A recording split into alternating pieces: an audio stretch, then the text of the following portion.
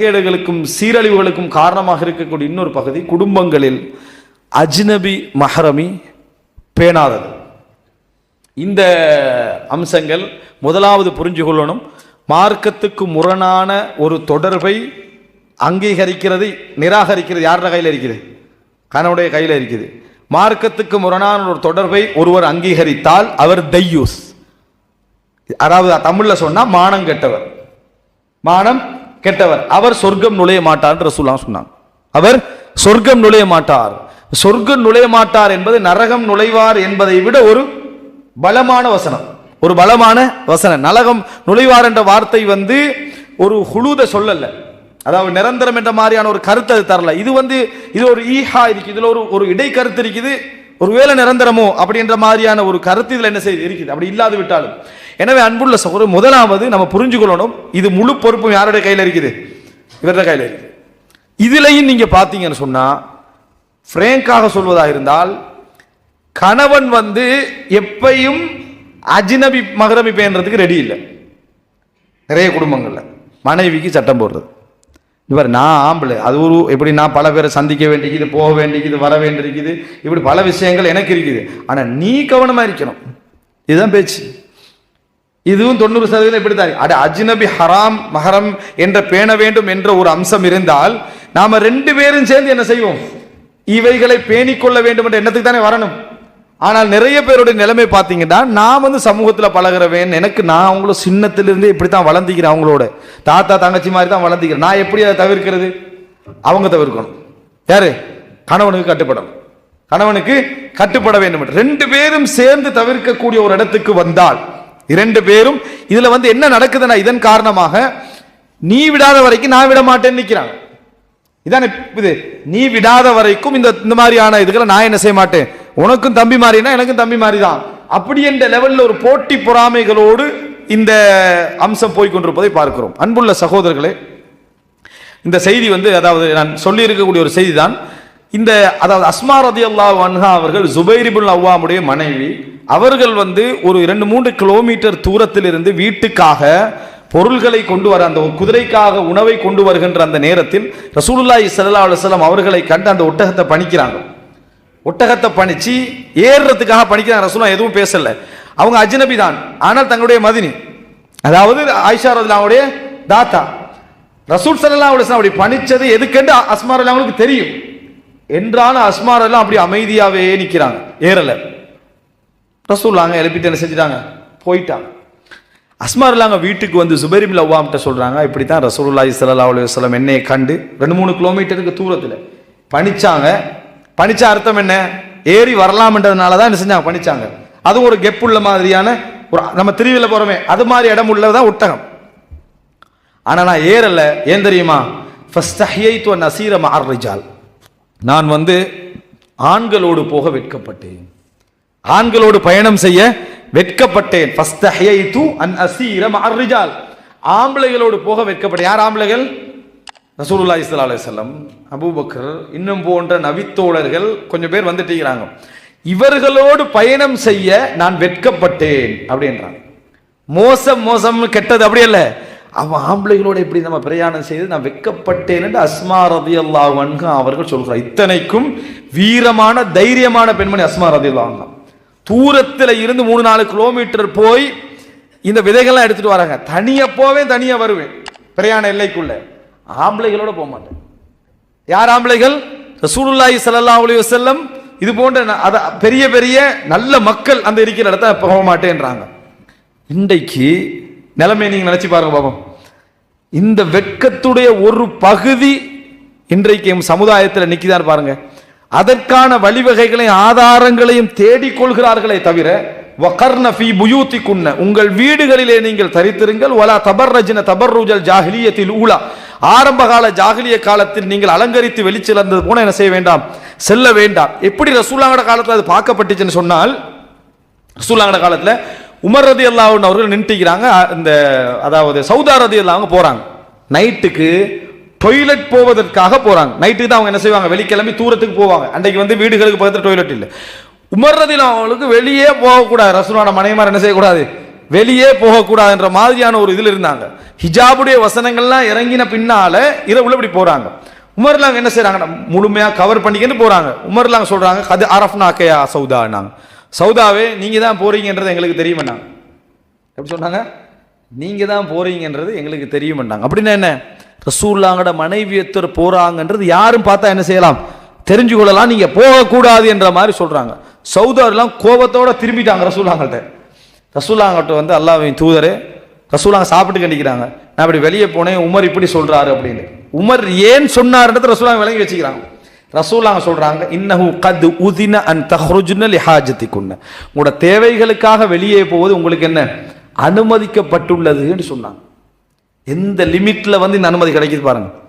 ஆனால் இன்றைக்குரிய சிச்சுவேஷன் என்னன்னு சொன்னால், ஏண்ட மகள் படிக்கணும், அவ்வளவுதானே, ஏண்ட மகள் படிக்க வேண்டும், படிக்கணும் என்றதுக்காக வேண்டி அவள் எங்கேயும் போகலாம், எங்கேயும் என்ன செய்யலாம் போகலாம், ஊரை விட்டு வெளியே போகலாம், வேறங்க போகலாம், கொழும்புக்கு வேணும்னாலும் என்ன செய்யலாம் போகலாம், கண்டிக்கு வேணும்னாலும் என்ன செய்யலாம் போகலாம் என்ற பெண்கள் இருக்கிறாங்களா இல்லையா, அவங்க எங்கேயும் போகலாம். இரவு நேரம் கிளாஸ் அது பிரச்சனை இல்லை, இந்த கிளாஸுக்கு தானே ஸ்கூல்ல காலையில் ஆரம்பிச்சு 2 மணிக்கு முடிஞ்ச பின்னால ஈவினிங் கிளாஸ், அப்புறம் நைட் கிளாஸ், ஏதோ ஓ லெவல் கிட்ட வருது அப்படி என்ற ஒரு கிளாஸ், இப்படி என்ற ஒரு பகுதி. இந்த கல்வி முக்கியமானது தான். ஆனா இந்த கல்விக்கு இந்த சமுதாயம் கொடுக்கக்கூடிய முக்கியத்துவம் மார்க்கத்தை தூக்கி தொடச்சி எறிகிற முக்கியத்துவம் இல்லையா. அதாவது 3 வயசு 3ஆம் ஆண்டு 4ஆம் ஆண்டு பிள்ளைகளுக்கு குர்ஆன் ஓத தெரியா, ஸ்காலர்ஷிப் பாஸ் ஆக தெரியும். எதன் காரணமா அந்த அழுத்தம் கொடுக்குறாங்க தெரியுமா, நீ குர்ஆன் எல்லாம் புற ஓதிக்கலாம், உட வாப்பாவே 40 வயசுல ஓதினார் விளங்கிட்டா, அதெல்லாம் புற ஓதிக்கலாம், நீ வந்து செய்ய வேண்டிய ஸ்காலர்ஷிப்ல எப்படியா பாஸ் ஆகிரும், ஸ்காலர்ஷிப்ல என்ன செய்யணும் எப்படியா பாஸ் ஆகிரும். அவனை முழு தூங்கிட்டு இருக்கிறவனுக்கு தண்ணியை ஊற்றி விளங்கிட்டான், அதை செஞ்சு இதை செஞ்சு ஃபுல் ட்ரை பண்ணி படிச்சு கொடுத்தாச்சு. புள்ள வருது எல்லாம் முடிஞ்சு ஒரு 6ஆம் ஆண்டு 7ஆம் ஆண்டுல படிச்சுட்டு இன்றைக்குமா மதரசா போயிடாது, ஸ்கூல்ல அவன் டயர்டாகி வந்திக்கிறான். எது மதரசாவுக்கு போயிடலான்னு லீவ் எடுத்து அவன் டயர்டாகி வந்திக்கிறான்னு விட்டுறது. ஆனால் இந்த மாதிரி விஷயத்துக்கு என்ன செஞ்சிடறாங்க தெரியுமா, முழுமையா என்ன செஞ்சிடறாங்க, அப்படி ஒரு அர்ப்பணம் செய்யற, இப்படி ஒரு அர்ப்பணத்தோட தான் அந்த புள்ள வளருது. அப்ப 10ஆம் ஆண்டு 11ஆம் ஆண்டுல டியூஷன் என்ற பேர்ல எந்த விதமான அஜ்னபி மஹரமியத்தும் பேணாமல் அனுப்பக்கூடிய பெற்றோர்கள் இருக்கிறார்களா இல்லையா.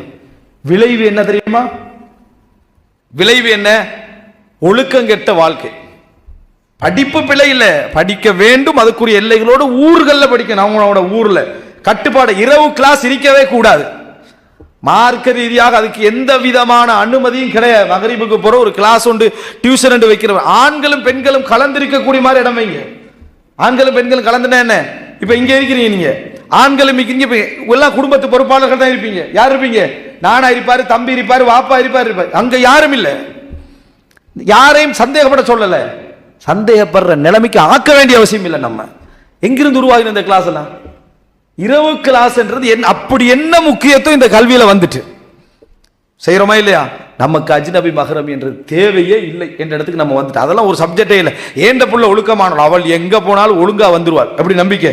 அந்த நம்பிக்கை தான் அவளுடைய முதல் வழிகேட்டுக்கான என்ன, முதல் அடிப்படைக்கான காரணம். யார் பேணுகிறோம் இதை, அன்புள்ள சகோதரர்களை நினைத்து பாருங்கள். எனவே இதில் எல்லாம் என்ன காட்டுகிறது தெரியுமா, நம்ம பிரச்சனையை உணர்கிறோம், ஆனால் ஏதோ சில உலக லாபங்களுக்காக நம்ம திரும்பி ரிவர்ஸ்ல வருவதற்கு தயாராக இல்லை, அதை விடுவதற்கு என்ன நாம் தயாராக இல்லை. இன்றைக்கு இலங்கையில நடக்கக்கூடிய சில படிச்ச இடங்களுடைய வீடியோக்கள் வரலையா, புதுசா 2-3 வீடியோ வந்துச்சு. படிச்ச பிள்ளைகள் டான்ஸ், யாரோட, நன் முஸ்லிமோட அல்லது பார்க்கறதுக்கு அருவருப்பான தோற்றங்களுடைய இளைஞர்களோட டான்ஸ் பண்ண வித் வீடியோ எடுக்கிறது அவங்களுக்கு விளங்குது. கொஞ்சமா கணக்கு எடுக்கிறாங்களா, அதை பத்தி அவங்க அதாவது சட்டையே செய்யல, காரணம் சூழல். எனவே நமது பிள்ளைகளுடைய அந்த கல்வி என்பதை விட அவருடைய ஒழுக்கம், அது போன்ற விஷயங்களை பாதுகாப்பது மிக முக்கியம். ஒரு செய்தி, தம்மாம்ல நடந்த ஒரு செய்தி, ஒரு சின்ன பிள்ளை, இது வந்து ஒழுக்க சம்பந்தமா எல்லாட்டையும் கூட அந்த எப்படி பாதிக்குதுன்றதுக்கு ஒரு உதாரணம் சொல்றேன்.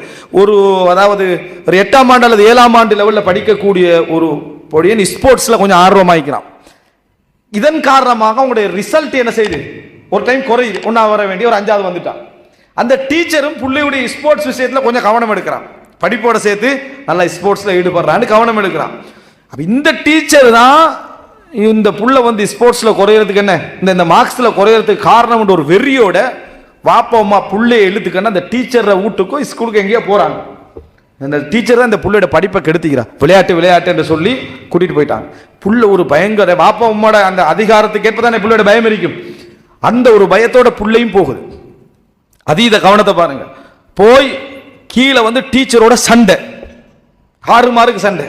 அப்படி சண்டை நடந்த புள்ள பயத்துல மேலுக்கு ஏறிச்சு, தற்கொலை. புள்ள எப்படி தற்கொலை செய்யும்? தற்கொலை அல்ல, பயத்துல மேலுக்கு ஏறினவன் என்ன செய்யறன்னு தெரியாம அதிர்ச்சியில கீழே விழுந்துக்கிறான். புள்ளை மரணம். புள்ள என்ன செஞ்சாச்சு? மௌத்தாயிட்டாச்சு. இப்ப நீ என்ன பலனை கண்டாய்? நீ என்ன பலனை நீ கண்டாய்? அந்த புள்ள ஒண்ணுமில்லாம வீட்டுல இருந்தா நல்ல சொல்றது நிம்மதி மாதிரி உனக்கு வழங்குதா இல்லையா? இதே போல எத்தனையோ பிள்ளைகளை நீங்க படிப்பு என்று எந்த விதமான மேற்பார்வைகளும் கவனமும் இல்லாமல் அனுப்பி ஏதாவது ஒரு ஒழுக்க கேடு நடந்து அது வீடியோ பண்ணப்பட்டோ ஏதோ ஒன்று நடந்தால் திருப்பி அந்த புள்ளையை நீங்கள் பெற்றுக்கொள்ள மாட்டீர்கள். உங்களோட புள்ளையாக என்ன செய்ய மாட்டீங்க? பெற்றுக்கொள்ள மாட்டீங்க. அந்த புள்ளை என்ன நினைக்கும்? இது வாப்பாக்கு தெரிஞ்சா என்ன ஆகும், உம்மக்கு தெரிஞ்சா என்ன ஆகும்? அப்படி எத்தனையோ வீட்டை விட்டு ஓடின பிள்ளைகள் இருக்குது. இதான் நம்மளோட வாழ்க்கை கதி. என்ன ஓடிய பிள்ளைகள் உண்டு. இதன் காரணமாக நடக்குது. நமது அளவுக்கு அதிகமான எல்லையற்ற அந்த எண்ணங்களும் அந்த சிந்தனைகளும் நமக்கு கொண்டு போய் வைப்பதனால், இஸ்லாம் சொல்லக்கூடிய வரையறைக்குள்ள நம்ம சிந்திக்காததனால வரக்கூடிய விஷயங்கள். எனவே கல்வி இஸ்லாம் ஊக்குவிக்கிறது, நல்ல குடும்ப தொடர்புகளை இஸ்லாம் ஊக்குவிக்குது, அதுக்கெல்லாம் இஸ்லாம் அனுமதி தந்திருக்குது, கலந்து பேசுவதற்கான சந்தர்ப்பங்கள் இஸ்லாம் தந்திருக்குது. ஆனால் எல்லாமே நமக்கு ஒரு வரையறையோடு என்ன செய்யணும்? ஒரு இஸ்லாமிய வரையறையோடு நாங்கள் பேணி கொண்டால் நம்முடைய உலக வாழ்க்கை என்ன செய்யும்? பாதுகாக்கப்படும் என்பதை. இஸ்லாமிய மார்க்கத்தை அல் குர்ஆன் சுன்னா அடிப்படையில் தெரிந்து கொள்ள இன்ஷா அல்லாஹ் ஹலால் டாக்ஸ் தமிழ் எனும் யூடியூப் சேனலை சப்ஸ்கிரைப் செய்து எம்மோடு இணைந்து கொள்ளுங்கள்.